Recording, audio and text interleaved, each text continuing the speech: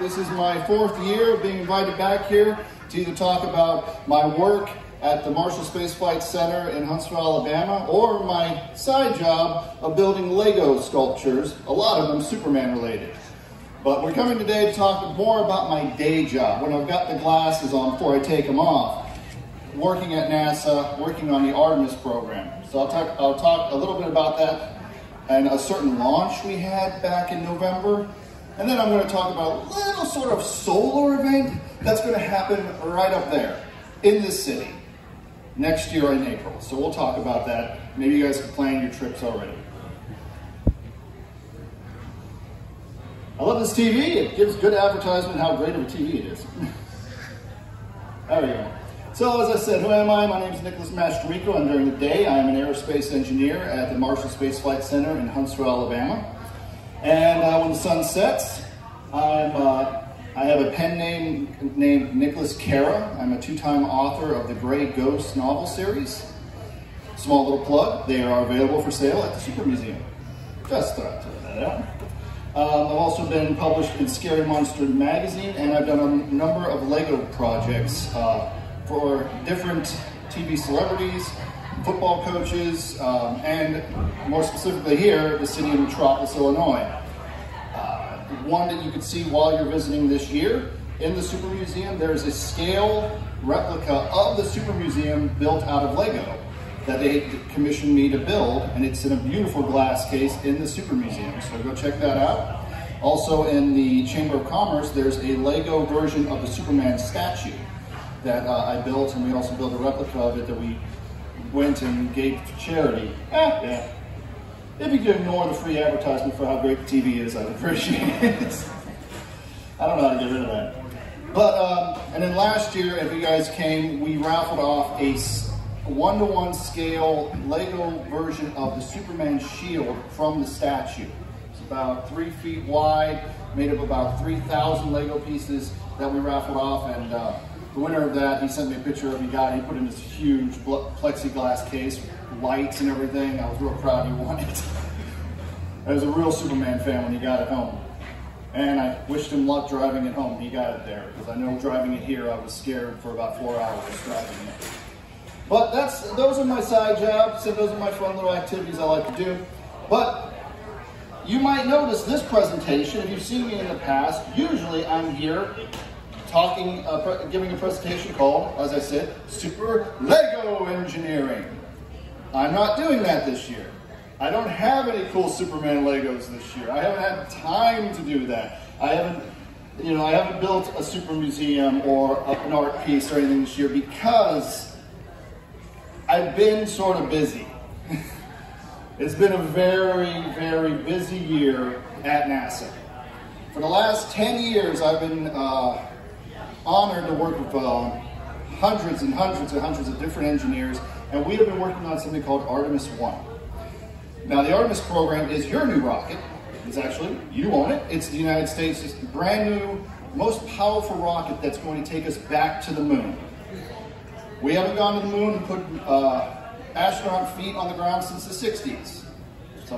Some kids here, you may have seen some movies about it. Some adults, you may have seen it. But you're going to see it again, and you're going to see it again in the next couple of years, actually. What we've been working on is called the Artemis program. If you guys know, Artemis is the sister of Apollo. And the reason we have called it the Artemis program is the Artemis program is going to be putting the next astronauts on the face of the moon, the first woman astronaut on the face of the moon, and the first person of color on the face of the moon. Where any astronaut, any person is going to be represented in our astronaut corps going to the moon and back now. This is not just Neil, who's amazing, but it's not the small Air Force astronauts that went up during the 60s. We have the same plethora of astronauts like we do with the shuttle program. So that's our Artemis program, and so these are some images of me when I got to go down to Cape Canaveral. I work in Huntsville, Alabama, and a lot of my work is telework with Cape Canaveral. I don't know, I have to tell you why over the last few years there hasn't been a lot of traveling back and forth that's really pertinent to going down there, but we had to do a lot of testing just before a certain launch over the last year, where we went down and actually shook the entire rocket in the VAB. It's called an integrated modal test, where you put sensors all over it and you actually shake the entire built rocket to see how the full integrated stack would be and how it would react. So then we would know how certain components, when it's connected to other components, would react during flight. So I was able to go down there, get really close to a space rocket. That's sort of a dream of mine since I was a kid. I wanted to work at NASA since I was in the 6th grade, when I made up my mind I'm going to be an aerospace engineer, and I'm going to work for NASA. And I've worked all my life to get to that, and I got to go up to a rocket and put my hand this close. And I might have did that, but I don't want to tell my boss I did that. So a fingerprint of mine might have went into space, but I'm not going to tell anybody that. Don't tell anyone. So I got to go up there during that. Yeah. Well, we'll just keep doing that. What the hell? So this is Artemis 1. This is Artemis 1 on the stand about to launch. This is me way far away from it before it launched, because when it launched, you do not want to be close. And this is actually images from inside the vehicle assembly building. If you guys seen any NASA movies, any media from NASA, that is the giant cube building. It's amazing because this is a giant space rocket that's going to fly to the moon. It looks small in that building when you actually put it in there, and it's huge, but that building is nearly 50 stories tall. And I know that because one night when we were testing, we were bored and we walked the steps up the stairs to the roof, and then we came down and we went, we're not doing that again. There's a lot of things when you have our testing, to do modal testing, has to be overnight. So we start the test because we don't want people drive through the VAB, like vans, it's that large. We don't want them driving, we don't want excess people coming in, we don't want tours coming in or visiting, you know, a congressman or something talking, everything, because it has to be as quiet as possible in that section of it, so any vibrations won't affect the rocket, just slightly. It's very minimal that would happen, but we just don't do it anyways. So we have to test all night. So we start at 6 p.m. and we go to 6 a.m. So you have a bunch of really punchy engineers by about 4:30 in the morning, and we've been there all night. So, all right. So as Superman fans, we have been shown for decades now. I mean, the gentleman was talking. We have been shown for decades Superman in space. We've been shown vehicles in space. We've been shown rockets flying to Krypton. We've been shown Superman flying by, giving his little wave at the end of movies. All right? So the idea of space, to us, maybe is not as, I don't know, even more as exciting as it was to the public in the 60s, where you didn't have science fictional movies showing space all the time. But now we're actually going back there and we're going to actually have real life. And I can tell you, movies do not do it justice. I'm going to show you some images that are actually from space. I'm going to show you some images that are of the moon from a vehicle a few miles away from the moon. And in my opinion, they're better than the Hollywood can show. But I have a couple videos because last year on November 16th at 12:27 a.m., myself and every engineer I know, and every science geek I know, and every NASA geek I know, I consider myself one of them, we were watching what was going down in Cape Canaveral because we were about to launch Artemis 1. And we have a nice video to show you guys of that.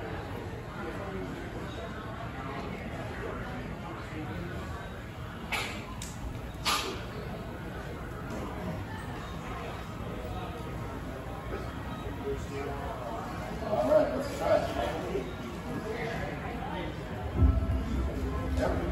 50 years after we last left footprints on the moon, NASA's Artemis 1 is our first bold step towards getting us back there and pushing us farther than we've ever been before.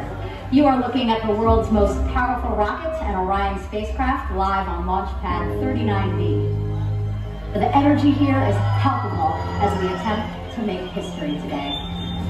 We're going to learn so much about the solar system from the moon and even about the Earth. Range weather is built for launch. The mission is full. Let's go to proceed the terminal count. On behalf of all the men and women across our great nation who have worked to bring this hardware together to make this day possible. At this time, I give you a go to resume count and launch Artemis 1. 4-stage engine start. 3, 2, 1. Boosters in ignition. And liftoff of Artemis 1. We rise together back to the moon and beyond.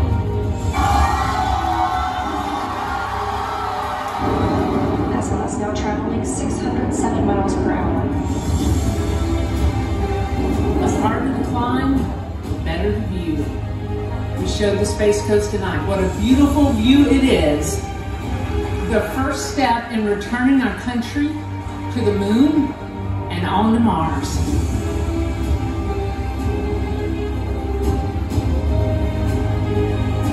We are understanding now from the James Webb Space Telescope just how big and vast this universe is. There's a lot out there to explore. And this is the next beginning.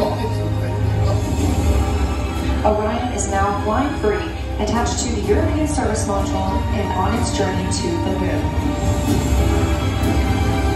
Okay, so this is Orion. I'm just going to video technology. So this is actually images of Orion looking back at the Earth. It's traveling away from the Earth, headed to the moon. And other videos will put it go better than that. My screen here looks amazing. But all right, get away from that. So, technology of a computer aside, what you guys saw, we launched Artemis 1. And what Artemis 1 was test flight to the moon, around the moon, and back. Now, we did have, I would say, simulated astronauts in the capsules that were going up this time. Now, the capsule, if you think of the Apollo mission, the capsule is about double that size. The max you could have of that is about 8 people if you filled it all the way up with people to get to the moon and back instead of just 3. Now, what we did this one, we had astronauts, simulated astronauts with sensors all over them, and then we took it to the moon, and our microgravity indicator was Snoopy. So when we saw the videos, Snoopy floating, we knew we were in 0G as it went. And we went around the moon, and this mission went farther than any manned mission has ever gone away from the Earth and back. Man-rated mission away from the Earth and back. So we circled the moon multiple times and then came back and landed in the ocean like we did with the Apollo missions. So what you see here, this is what's called Block 1 of the Artemis configuration. And as you can see, it's made up of a number of components. I have the pleasure of working on every single one of these over the last 10 years. But the section that actually flies to the moon is up here in the Orion multi-purpose crew vehicle. It has the crew capsule, which has the crews when they're launching up there, and then it has the service module that's attached to the other side of it that has all the working stations and cargo that we're going to be taking up. And in other missions, we are going to have other configurations, such as, this is Block 1, we're going to have Block 1B, Block 2, and all those do is make the large set. See how this vehicle here, there's a cone that goes into the vehicle, Orion itself. We now have that go straight up, and we can fill more and more cargo into that to lift up into orbit and then lift off to the moon. This vehicle, because most of everyone here probably knows about the shuttle program over the last few years, the last decades. I was able to work on that too. I was able to work on the engines of that. That actually uses the shuttle's SSME, shuttle main engines, down at the bottom here. They're now called the RS-25s. Those are the most powerful reusable fuel engines anywhere. Because we could throttle them, we could tilt them, we could pivot them, we can use them exactly as we want. The boosters on the side, like the shuttle program had a 4-segment booster, which was very powerful to get out into orbit. These are a 5-segment booster. It gives you another section of thrust to get even farther away from orbit towards the moon. Now the difference with these, with the boosters, and the same with the shuttle, once you light the boosters, you're going. There's no shutting them off. They're gone. You're going to the moon. Or you actually can throttle down liquid engines at the bottom. You could throttle them down. Once the booster's detached, you can actually throttle up and throttle down to MECO and get past certain events, such as the sound barrier as you're going, so you don't have a lot of friction and events hitting the rocket as it goes. So we're going to be moving beyond Artemis 1. We're going to be going to Artemis 2, and I'll talk to you about that in a minute too. Because Artemis 2 is going to be very interesting, because Artemis 2 is going to have people. This was our test launch. Artemis 2 is going to have the same kind of mission with 4 astronauts on it. And we'll get into that in just a minute. All right, I have another video. Let us see if it works. All right.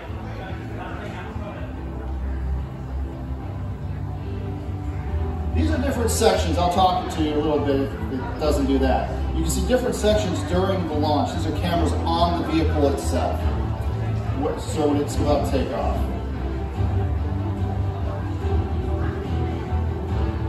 Oof. It's got some great music, but I know you guys can't see a lot. It's all pixelated. Well, you know what? I'm not going to put you through that. So it's got some great Man of Steel music in the back. I always love listening to that, but if it's all pixelated, what can you see? This is actually the graphic of what the mission did for Artemis 1. As you can see, we launched from Cape Canaveral, 1, 2, 3, 4, 5, and then the service module took off, and right around 7 here, the actual service module and the Orion capsule with the solar arrays put out, went around the moon twice in an elliptical orbit. And when it hit 11 there, that is what I'm talking about, the farthest any man-rated vehicle's ever gone away from the Earth and back. Well, we've gone much farther, but we never had any idea of getting those ones back. You know, like Voyager, it's gone. We're not getting it back unless, you know, we saw Star Trek. So, I'm a geek, I throw that stuff in there. But, so we came back and then we landed in the ocean, such as the Apollo mission. I have a great image of that. And I have another video, which, let's just see if that goes. Force engine start. 3, 2, 1. Boosters in ignition. And liftoff of Artemis 1. Yeah, good. Bodies together. Okay, so another video on that. But this is actually an image taken from the recovery ships in the ocean of the capsule in the ocean as they recovered. This landed, all the parachutes worked perfectly. It landed very gently and very successfully in the ocean, and we were able to retrieve it. And all of the buoyancy and everything to keep it up, that's a really big deal. They test that for years to make sure when the capsule lands, it lands and it stays up. Because we actually had during the, well, I don't think it was the Apollo missions, it was the Gemini missions, if I'm correct. One of the capsules tilt when it had a Gus Grissom, I believe, in it. And water started coming through the door and they lost it. The hatch, he opened the hatch. Yeah. So we worked very hard to make sure, even if they open the hatch, because they have to open the hatch to expel any excess radiation from the re-entry on it. He wasn't supposed to open it like that. I've seen that actually. I've seen the Liberty Bell in person. It's an amazing exhibit that goes around the country every now and then. Yeah. So we've had people on the Orion team work many years to keep this thing as buoyant as possible and upright as possible when it's in the ocean. Now we have our teams there before it lands, so we're ready for it. But so the big thing about the Artemis mission, okay, we went to the moon. At NASA, we hear this all the time. We went to the moon in the 60s. We went there. It was cool. We got some moon rocks. You can see in the museums. Why are we doing this all again? Why are we doing this whole mission again? Well, because this time, we're going up there and we're going to stay there. NASA and America and all of our, Canada, all of our partners in this, we are going to the moon to build a moon base on the moon and an ability to go to the moon and back. As we've been doing on the International Space Station for the last 20-some years, that's in low Earth orbit, and that's done an amazing job of that high up. What we're going to be doing is going to the moon and now working from there and coming back. And that is a stepping stone for us to then move on to Mars. Because you don't want to just jump to Mars and leave Matt Damon and a small rule NASA has is we'll never let Matt Damon anywhere. Because if you ever see a single movie Matt Damon's in, he gets lost, he gets stuck, and they have to send like 10 people to go get him. I mean, Private Ryan, The Martian, you just go through, he's always lost. So we're not sending Matt Damon. But, so you will not see Matt Damon on the movie. And we'll send Ben Affleck. Yeah, just, yeah. So, what we'll be doing on the moon, this is our program with the Artemis mission. Artemis 1 is our first test flight of the Artemis rocket. You want to walk before you run. Artemis 2, which will be coming up soon, will be our first test flight with humans. We have 4 astronauts that are going to be recreating Artemis 1's trajectory very closely. It might be a little different, but the idea is to then send humans on this mission and get them back safely. Then Artemis 3, 4, 5, you will hear these names in the news lately because what we will be doing is we will be building what is called Gateway. Gateway is a smaller version of the International Space Station, but it's going to be orbiting the moon. We're not going to have it here on Earth, it's going to be by the moon. And different than what, say, the Apollo missions did, where every time they went up, they launched, they took the astronauts, all the stuff they need, the service module, and the lander. We're not going to be doing that now. We're going to be launching all of our astronauts to Gateway, which will have landers attached to Gateway. And then you will land on the moon from Gateway, and then you will launch from the moon back to Gateway. It's sort of our service station of to get our astronauts to the moon. You go there, and then you land and come back. So this is going to be a very integral part of the moon mission, getting Gateway up and running. And in Artemis 3, 4, 5, we'll be getting, as you can see on the end there, those kind of landers to land on the moon and have our astronauts then explore polar caps, areas that we found ice underneath the surface, and to see if that could be actual water. Because if we can find water on the moon, that's a game changer for us, because then if there's some way to use that water, that is many, many pounds that we don't have to lift there for astronauts. Whether it's drinkable, just usable, those are things we have to find out, because every pound in a space mission to launch is a big deal. We can't just throw.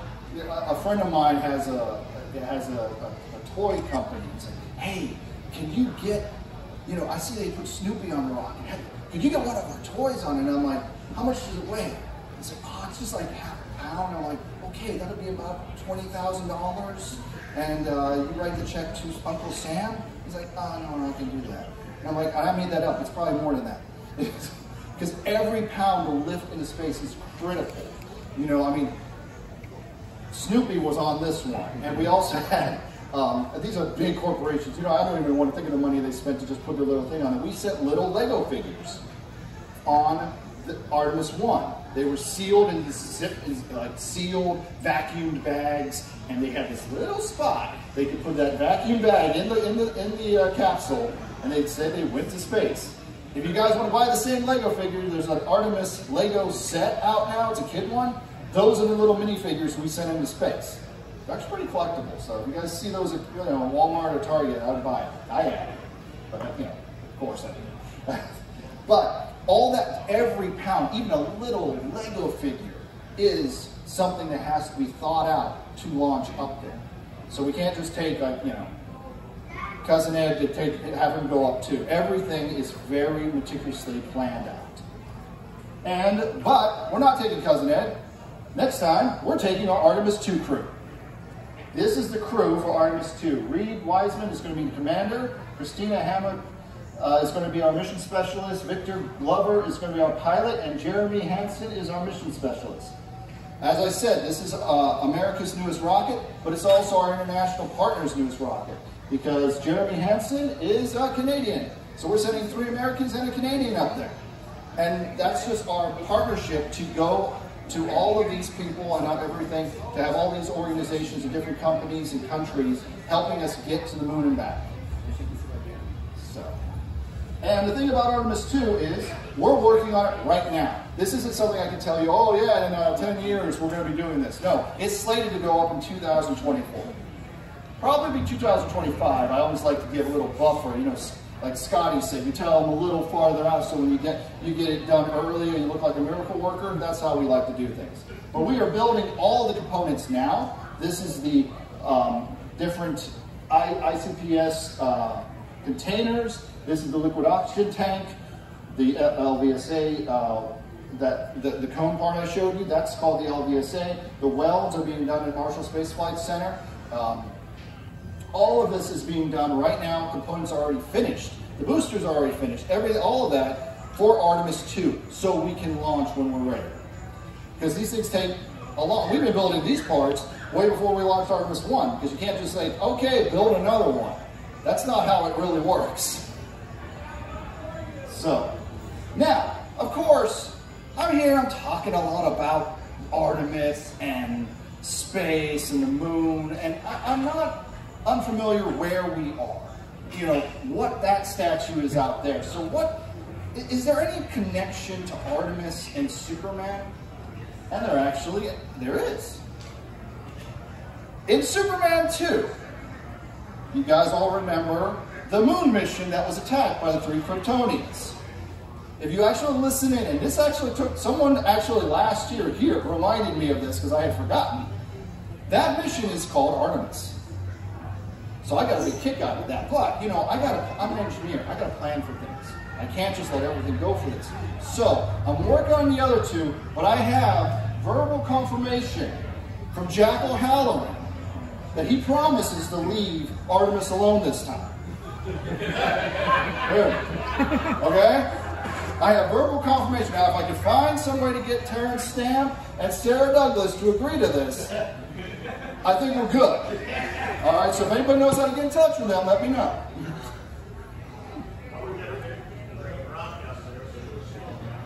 Yeah, let's wait. So if I can just get them to promise me, I believe Jack, and he has a really, really firm handshake, I can tell you that.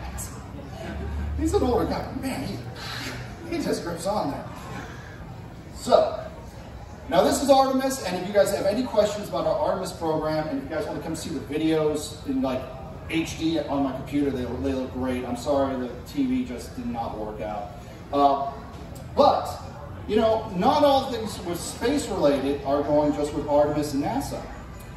Here in Metropolis, Illinois, there's a certain event going to be happening. April 8th, 2024. Now, was anybody here on August 21st, 2017? Was anyone here for the last solar event? Well, the mayor was here, that's good. Anybody else? If you guys weren't here, plan your trip now to come back on April 8th, 2024. Get your hotels, book them before you leave here, because the prices just keep going up. I can tell you, I had to get my hotel already. What is going to happen is a solar eclipse that's going to go over the United States. Now, you guys from school have seen solar eclipses and everything, but the fun thing about this is Metropolis is going to have 2 to 3 minutes of what's called totality. And this is it's an event that I swear, if you were like ancient, you know, Incas or some society way before like technology, I could see this scaring the heck out of them. It is an amazing event, even if you know it's happening and you have an app watching it. I was here on 2017, and they said, hey, it's going to be really cool. It's a totality, and what it means is the moon goes directly in front, 100% in front of the sun. And it's different. It's amazing that it's actually different than if someone says, oh, you're going to get 98% of a solar eclipse. You think, okay, 98%, that's a lot of it. It's a different event if it's 100%. What happened here is you could buy a Roku TV Max, but it was really cool. They put solar glasses, because you need to wear those to look at the sun on Superman. It was real fun. But everything changes around you. Those images of the shadow, you see them there, are that tree over there. And if you look down on the right on today, you'll see there's leaves on the ground.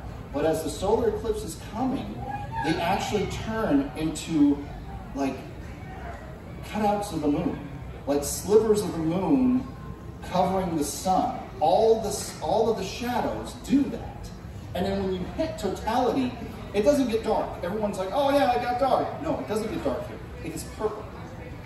And it's really, it's amazing, because everything goes purple and you're like, whoa, it's creepy. Because the birds shut up real quick. Like they just completely stop chirping. All the crickets and bugs suddenly start going because they think it's night. And then all the street lights go on. But it's this event, and you can look up, because during totality, it's the only time it's actually safe to look at the sun. And when you're looking at the sun, this is what it looks like as it goes. These are images I took from here.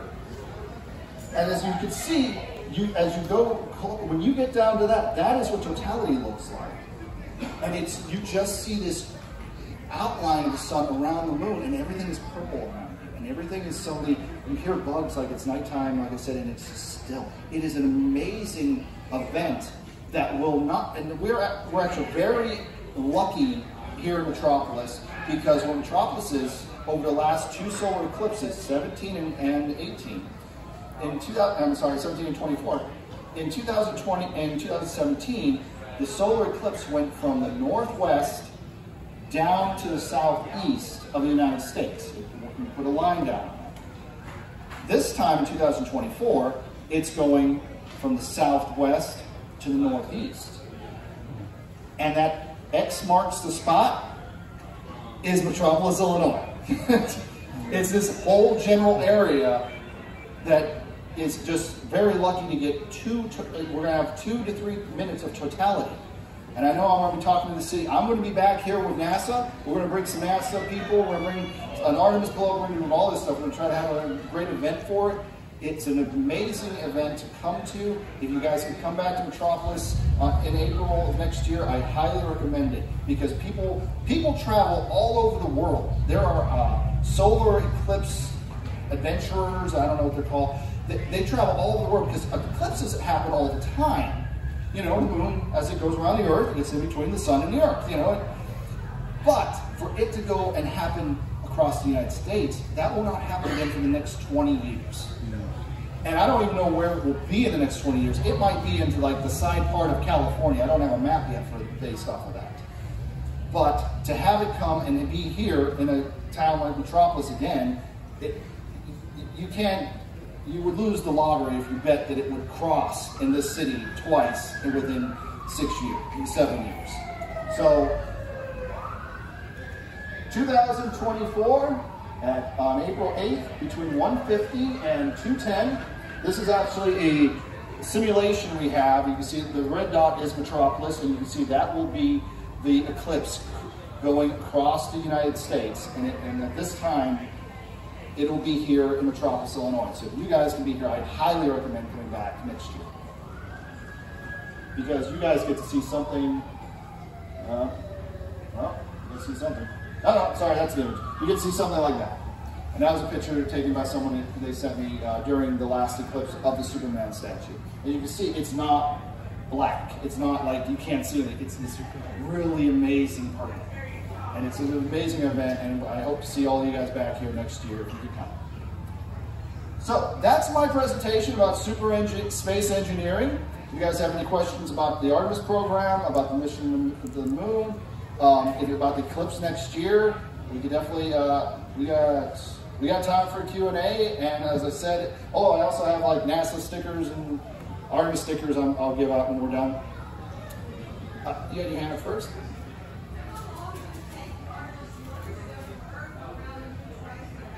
It was about a 2-week mission. Yeah.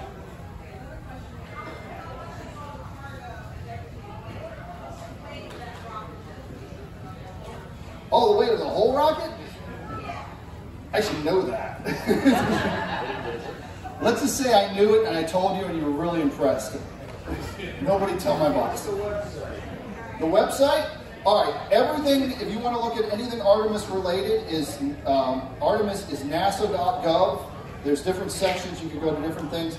If you go to nasa.gov, there is over on the left-hand side, there is an Artemis section, and there's a solar eclipse section that you can go to that will show that simulation I showed. Yeah? How long is the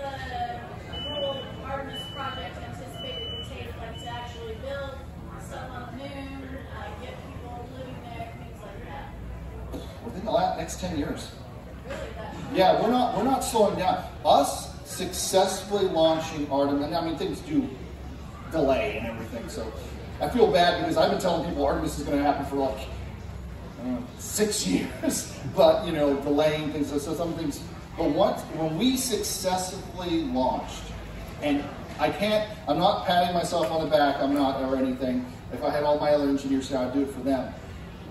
It could not have gone better. It went up successfully, it detached successfully, it took off to the moon, it circled the moon, it came back, and it's just, it landed perfectly. Everything we wanted to go went right. Funny thing about, if you want to see the engineers of NASA, I'm not talking about anybody else or any other engineers, but I'm going to tell you the engineers of NASA, when this thing launched, you could hear a pin drop until the solar arrays deployed and it went to the moon. Like when it launched, we were like this. Okay, okay, okay. And everyone's cheering around, all the engineers were like, okay, cool, cool. And then when it went up and then the boosters deployed, the booster guys were like, yeah, like, shh. Because the booster guys, all they work on is the boosters, so that's like their life for the last 10 years. We're like, shh, all right. So we're just watching and watching. And when it deployed, the ICPS detached and it took off and it started going to the moon, we're cool, we're really good. And then when the capsule and the service module detached and the solar arrays deployed and it sent back the first image of the Earth from the capsule, then we went nuts. Because there's so many little things that could go wrong. Because there's so many components to this rocket. And this rocket only has 4 engines at the bottom and 2 boosters. I mean, some rockets have 33 engines at the bottom. Ours has 4, but we're like, if one thing goes wrong, because we actually wanted to launch it 3 times when it was on the pad. And we didn't launch it the 3rd time because a hurricane came and went right over the rocket. But we built the darn thing so strong that we didn't care. It was safer to leave it on the pad than to pull it back in the VAB. Because that's how sturdy and constructed this rocket was.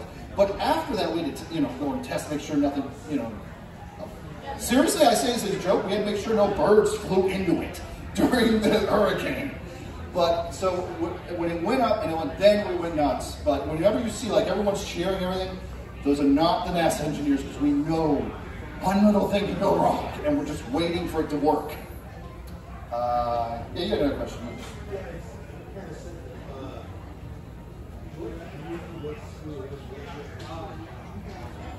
Well, yeah, my degrees, I have 3 degrees. I have a minor in math, a bachelor's in mechanical engineering, and a major in aerospace engineering. I went to Youngstown State University in Youngstown, Ohio. That's where I'm originally from. And I got my master's down at the University of Alabama. Roll Tide. There, yeah. And so that's what I was able to do. And from there, I was hired as a contractor of NASA called Jacobs Engineering.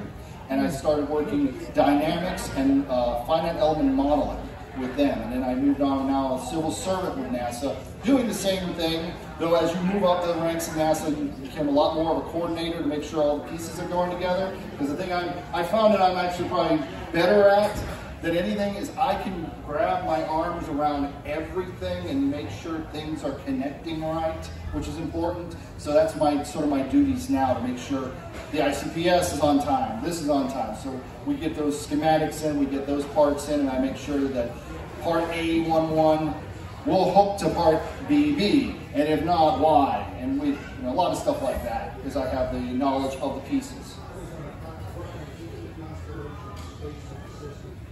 You worked on Constellation? Oh, okay. I worked on Constellation. I worked on Ares 1. Nice. Which one? Okay. Okay. Yeah, no, I was working on Ares 1 for the Constellation program before that didn't work. Nick, I'll help you out. Oh, great. Yeah, thank you. We'll help you out. Right. So we have, I know someone in the back, he had a question first. Right here? Yeah. Right. No, you got it. Okay. Oh, we'll go back here. Whatever. I'm here. Who did? What you need, man? How far is the development into the Artemis 1 program? Well, Artemis 1, as you saw, or might have saw, it launched. And what we're doing now, as I showed you, is Artemis 2, which is going to have astronauts go to the moon within 2 years. All right. I think he had a question there, or the guy in the red shirt? Yeah, right. Let's get the guy in the red shirt. Here we go. Yeah, I'll make this quick. I have a nephew. He and his wife were engineers for NASA and worked on the Cassini mission. Anyway, when we go back to the moon, are we going to be looking for helium-3? Looking for helium-3? Helium-3. And that's something. That's something. I talked to you know Homer Hickam. Oh yeah, you ever seen the movie Rocket Boys? Yeah, he wrote Rocket Boys. He's supposed to be the kid. He lives in Huntsville, and he's an engineer that now writes novels and digs up dinosaur bones. He's my hero. I wanted to, but helium-3 is something on the moon. I don't know a lot about it. I know it is an element there that they have found in certain satellites that we've sent up there and landing missions. So that is going to be something we will eventually be looking for. The first thing that we're going to be going to is near the pole, and that's because that is where we found ice, and that's the water is the most critical thing. But helium-3 will be a very interesting game changer if we can find it there. We got one right. Right there. I was wondering, would the space station around the moon, would that be a lot like the International Space Station, but just like for the moon? Yeah, exactly. We're not planning it to be as big because it's right now we only have certain international partners connected to it, and honestly, it's not. We're not planning on having people live at the station like we are at the ISS. People are going to be up there, but the idea is to connect to there. There'll probably be like 1 or 2 astronauts controlling it, taking care of it. But then you take the lander from there, which we're working with SpaceX actually. SpaceX is designing the lander. If you've looked at any SpaceX launch over the last 4 or 5 years, you know how they land their booster? It's sort of like an Iron Man thing. It's really cool. That's the same, since they perfected that technology, we're like, okay, let's not reinvent the wheel here. You got something to work. We're going to be using them and that technology for the lander to the moon and back up. Out of curiosity, what would you consider to be the most accurate representation of space travel in a movie and the least accurate? Ooh, okay. Apollo 13 is pretty accurate, and I like they worked with NASA to get that. I mean, they went up on the 0G. The nickname's the Vomit Comet. I don't know what it's regularly called, but it's a plane that goes up and it dives down, so you have certain levels of microgravity for seconds. They had Tom Hanks and everyone do that for those scenes, and they worked with NASA to get it historically accurate. Something that's really historically accurate is, if you watch, I think, it's really good though, is a series HBO did called From the Earth to the Moon. Tom Hanks is involved with that, and it's pretty good. I would say that's really not accurate, even though it's one of my favorite movies, is Armageddon. Okay? You can't just go up to a space station and spin it and then get gravity. It doesn't work like that. It'll just fall apart. It's not meant to do that, especially with mirror. That was definitely not going to work because that was supposed to be mirror. That thing would have just like, okay, we'll just pull up the station. So I would say that one's probably the least accurate. I dare you guys to name your moon base Alpha. But my question is actually a piggyback to the gentleman in the back. Does NASA view Artemis as a successor to the eventual decommissioning of the ISS, or do they a component to exploration? Well, you know, the nice thing about what NASA's doing now is I would say component, but it's separate. Because a lot of people, you know, a lot of people look at us and they're like, oh man, SpaceX is going to take over NASA. They're going to do all this stuff. Actually, no, they're our best partner. Because over the last 20 years, my whole life, and my whole engineering life when I first started, because I got to work on the space shuttle, NASA was constrained to low Earth orbit. That's what we worked on. The space shuttle program was an amazing one. I mean, it's amazing, but it only could orbit the Earth. That's why, I mean, a lot of people call it the space shuttle, but some people call it the space shuttle. It's actually officially named the orbiter. because the farther it could go, the plane section, it only could go to low Earth orbit. So it could go up to the International Space Station and it could come down and glide down and look awesome. But it could never go farther into space. So all those decades that we did the Space Shuttle program, we sent rovers to Mars, we sent things, but not people, because NASA, we're only constrained by how much we can do and technically our budget. We only could do so much with people, so we were taking care of people putting up to the ISS and back. So now what SpaceX is doing, and other corporations such as Boeing and Blue Origin and those, they're now taking our role of getting astronauts from the Earth to the ISS or to orbit to do scientific research.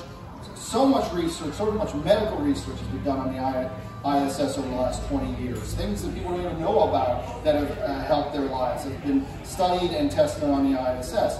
So right now, there's been a lot of talk of decommissioning the ISS, but also we say that almost every 5 years, and then we fix it and bump it up another 5 years because it's such a great platform. So while SpaceX and other commercial organizations are able to take astronauts up and back, NASA's now moving beyond low Earth orbit to the moon.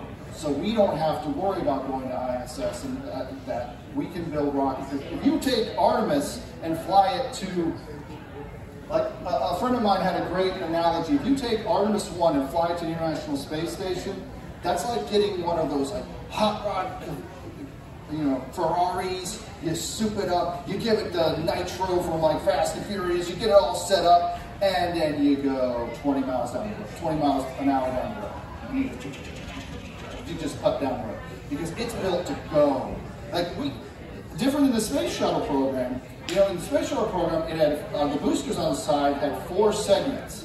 What we were able to do every time we launched is those came down and they parachuted down. We went and got them, fixed them up, reused them. We can't do that with these boosters because they're a 5-segment. They go so far and so high that even with parachutes and everything, they crash into the ocean so hard, it's like, there's no reason to try to rebuild. Just build a new one. We go get the parts and everything, but because they push us farther than low Earth orbit before they detach. So it's just a different program that we all work together. I worked on a couple things for the ISS, certain components inside of it. So the fun thing I always get to when people talk about my NASA career, I've actually checkmarked these things that when I was a kid I had toys of, and I'm like, I worked on that. I worked on that. Now I build Legos, and I'm like, I built this because I worked on that too. Anybody else? Any other questions? Yeah. Who? No, it's up.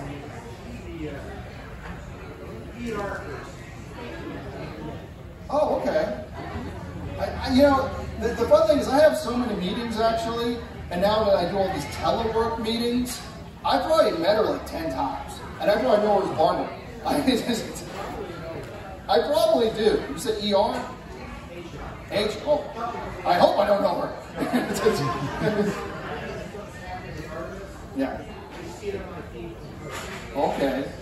Yeah. No, it's there's so many. We're so lucky to have so many people involved from all across the country for this stuff. Yes. I got a question. Mm-hmm. Am I the only one that when Gemini and Mercury and Apollo was on, and it was on 24, so it seemed, am I the one that disliked having that on all the channels and not being able to see my Saturday morning cartoons? Or did anybody else feel that way? Maybe. Don't feel bad though, because I was waiting in line to see Superman like about an hour ago, and this kid in front of me was talking to his dad, and he's like, hey, I remember that old Scooby-Doo movie. Apparently the guy who played Shaggy was in Scream. That old one? And I'm like sitting like, I saw that in the theater. Shh. Quiet, kid. How will they deal with the base that's going to be on the moon and the station revolving around, orbiting the moon? How will they protect against solar radiation? A lot of the same way that we did during the shuttle. I don't know the specifics of the handling on it, but a lot of that's going to be facing, you know, when the shuttle went up, it actually went up and flipped. So the base, the bottom of the orbiter would be facing away from the Earth because that had the heat tiles and a lot more shielded on the bottom. And then that'll be the same kind of idea. Any of the roofing, any of the parts that will be facing away from the moon towards the sun more and more will be more shielded than others. I don't know the exact, you know, specific tiles and stuff we're going to use, but that's all been thought of. Because yeah, when you go off the moon, you're now farther away from the protection of the Earth than you were orbiting. All right, any other questions, guys? Oh, we got one in the back. Hold on, just yeah. Sorry. That's a long distance. Long distance question. Yeah, I don't think the sound man would like me throwing it. And if you guys want to see any of the videos that the TV did not show, like, this TV can show all of its advertisements on the side, but it cannot show a good video. Yeah, I'll have my computer over here. We can take a peek at it if you want after. I was wondering if advancements in computer science have significantly impacted your job over the past few years. Oh, yes. Oh, my goodness, yes. I mean, just over the last, I would say, 4 years, we at NASA would have a lot of teleworking meetings, teleworking things, but we would have them at NASA. And we'd have to get in these giant conference rooms. We would only have like 3 cameras that we'd set up. It wasn't, you think NASA's got this like huge screen, like, buildings with screens and everything. No, that's the movie stuff. We have regular rooms, we have TVs and stuff, and we talk to people, and the technology's sort of been like that. But over the last 3 years, we've developed that I could do a teleworking meeting from my phone right here with all of you. No one's at work, they don't want to answer. But I mean, that kind of technology's greatly helped us during time when we were at home over the last number of years. I mean, that was a big thing over the last number of years. We finished building Artemis from our living rooms and kitchens and dining rooms. We were able to successfully do that. So that was a technology progressing like that. And the computers in Artemis compared to the computers in Apollo, it's not, I mean, like my cell phone has better computers than it were in the Apollo mission that went to the moon. And the ones in Artemis are just, you know, state-of-the-art, great that they're going to be using. So, all right, any other questions? Oh, we got some. All right. Cool. Right behind. Yeah. How big would the moon base be? Well, it depends. It's going to be multiple sections, so it's going to broaden out. I mean, as we stay there, it's just going to get bigger and bigger. We're not just going to have like one little dome. It's going to broaden out. There'll be areas for hydroponics. There'll be living areas. There'll be areas for science, all that kind of stuff. So it'll grow as we're there. What will be the biggest logistical challenge of sustaining the moon base? Well, when you have a million different problems to fix, what's the harder one? Yeah. My geek in me saying keeping the astronauts healthy on the moon in the lower gravity. Because that's something that we haven't mastered that yet. But we've worked over, being on the ISS in microgravity, we have learned a lot of things that I don't know the specifics of, but we've learned, I know from testing that we've done, of how your bone density in microgravity changes, what kind of supplements you might need to get that calcium back in your bones, what kind of exercising and how much exercising you have to do to push.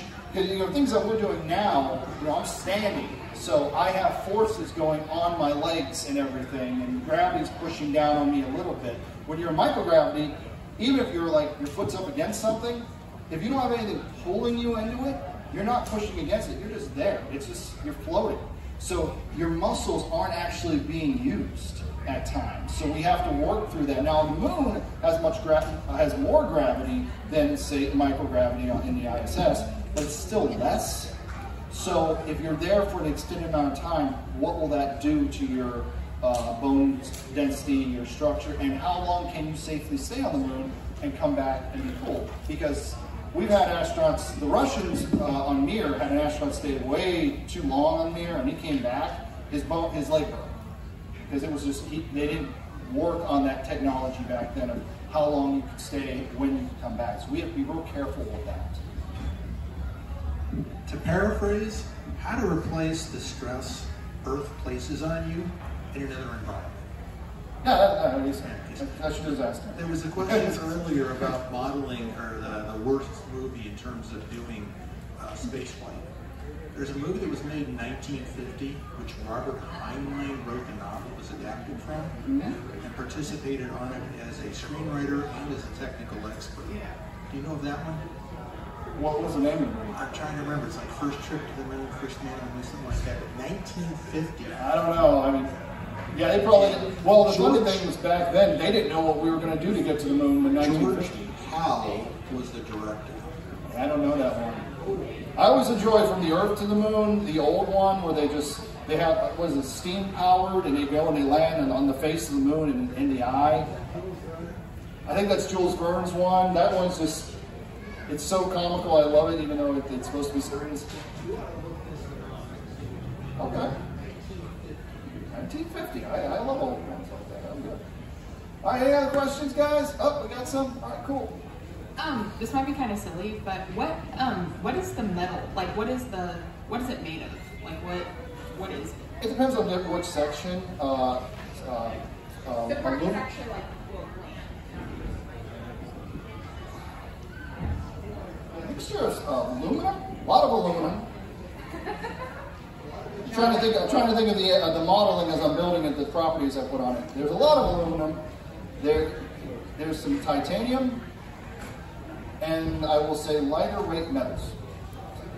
It's not heavy steel or anything, because those things, even as strong as they are, you can get away with aluminum in most of it because it's strong enough and it's light. But in a lot of sections also have foam wrapped around it. Anything that's orange has foam wrapped around it, like the space shuttle external tank did. It's the equivalent of if you ever go to a football game or tailgate, you have a koozie. It's the same. It's a rocket koozie. Yes, we've called it that for years. And what that does is it keeps, because inside of that is liquid nitrogen, which is like super cold, like super temperature cold. And you have to keep it to that. And if it wasn't insulated with that, it would then bleed off faster. Because it's down in Florida in the heat all day. So it's that kind of thing. Or it will sweat, and sweat is terrible. Nick, you got time for one more. All right, there we go. I was wondering if NASA ever comes to talk to high school students about all the space. time, all the time. I mean, I do a Zoom call back to my hometown in Boardman, Ohio, to our high school. I've done it in Huntsville a number of times. I'm always happy to be invited here to Metropolis. If there's a school that's farther away that would like anyone to talk to, we do a lot of Zoom meetings. So we do anything. So if anyone has their school and wants to have us talk, I can do it. Or we have a PR group that does that kind of stuff too. And I'll give you my email. Yeah. All right. Well, one more, and then we're done. Yeah, one more. You think Matt Damien would be a good plus working with your crew on the next mission? I'm sorry, I didn't catch it. Matt Damien, you think he'd make a good I will make it my mission to not let Matt Damon anywhere near my rocket. And that is a good way to end. Thank you guys so much for coming.